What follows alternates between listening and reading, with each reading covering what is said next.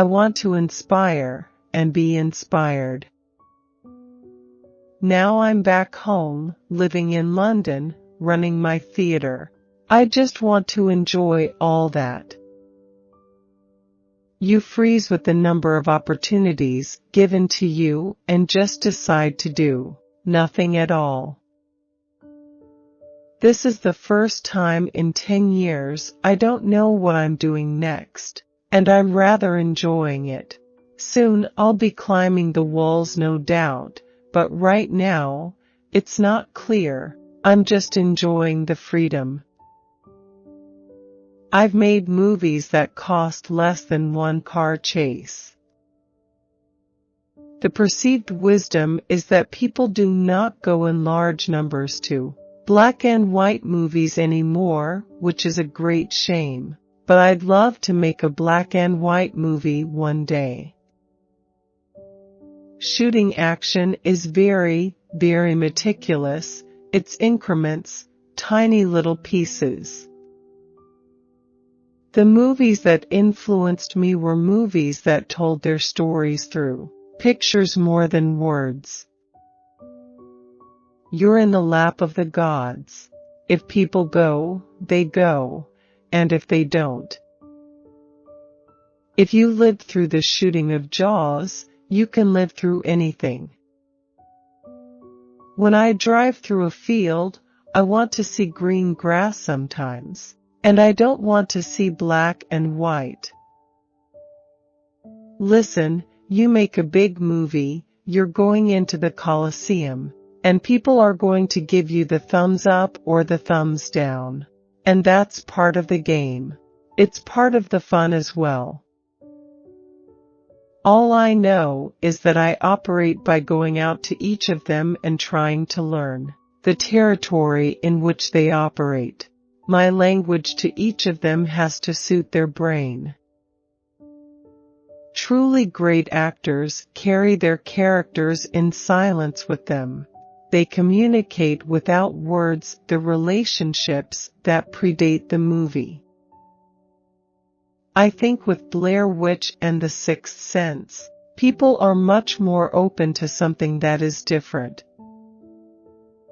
One of the reasons I loved working with Tom is people feel they know who he is. I think working with an actor who the audience already has a relationship with actually helps you in a film like this. For me, certain shots or scenes are keys in the movie. It's a risk casting anyone against type or what they're known to do. But there's one thing better than having a great actor, which is having a great actor who's never done what you're asking him to do. He's hungry to get out of the trailer every day and hungry to test himself. Actors get pigeonholed very quickly, particularly movie actors. In the theater, one is more used to casting people against type and trusting that their talent and skill will get them through. One movie is only one movie. I want to have a lifetime of making films. I want to try and work in different genres with different types of actors, on small movies and big movies. I deliberately, in a way, went for something that was a huge challenge and was a big period film.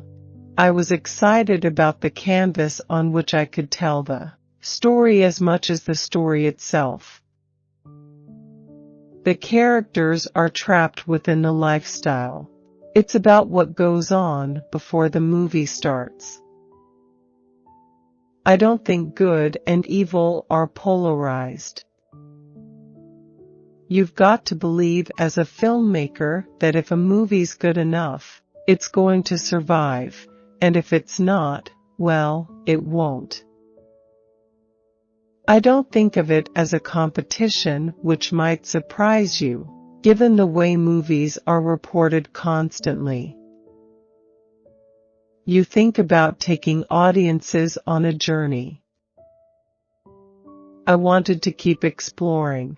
I'm not about to choose a series of movies in which I can use the same bag of tricks and style that I used in the first film. You've got to work. You've got to want an audience to sit forward in their chairs sometimes, rather than sit back and be bombarded with images. There's good and bad in everybody. I wasn't looking for the good or looking for the bad. This is a man who signed his pact with the devil 20 years ago, and he's learned to live with it. He's tried to protect his family from it. There's one thing better than having a great actor, and that's having a great actor who's never done this kind of role before and is hungry to do it. They're testing themselves every day. They want to get out of their trailer and get to work. I think movies are a director's medium in the end. Theater is the actor's medium. Theater is fast and enjoyable and truly rewarding. I believe in great live performance. I like throwing snowballs at small children.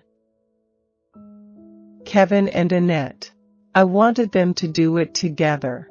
They clearly wanted to work with each other.